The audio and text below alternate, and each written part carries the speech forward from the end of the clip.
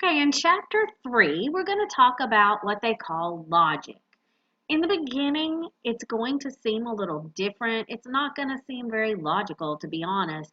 But once you get the hang of it, it does make sense. We're going to be taking words, changing them to symbols, and taking symbols, changing them to words.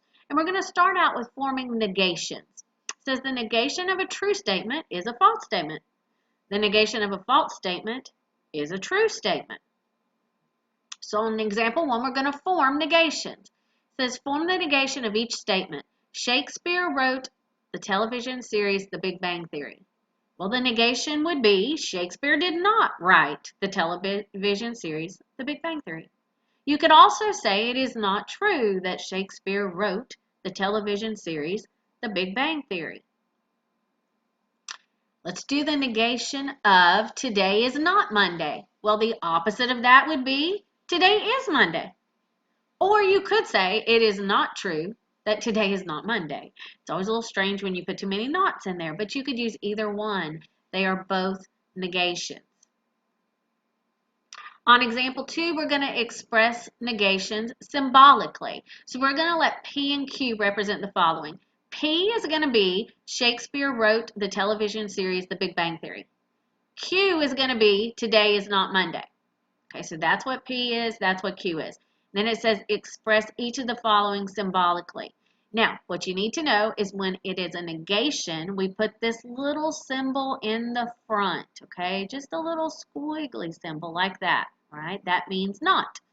So, if they have Shakespeare did not write the television series The Big Bang Theory. See how that's the opposite of this one? We would call that not P. So this answer, let me see if I can move that up. This answer would be up here for part A.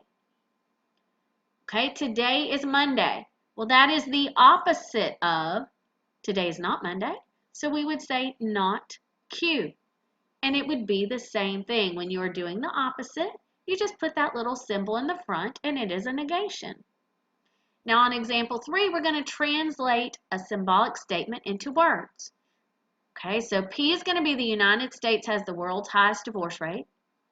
And we are going to express this as not P in words. So we would say the United States does not have the world's highest divorce rate. And it can also be said as it is not true that the United States has the world's highest divorce rate. They both mean the same thing. It's just the opposite. Now example 4 is going to be the hardest one. It's not terrible. It's just remembering what is the opposite of like all. All poets are writers. Some people are generous. No common colds are fatal. Some students do not work hard. When you go to negate these, it's a little bit different. Let's look at this table here. The opposite of all, it says all are. So this would be some are not. That's the opposite. These are the opposite of each other. All are, some are not. Okay, that's a negation. Here, what's the opposite of some are? None are. I would use none instead of no, but none or no. Okay, none are.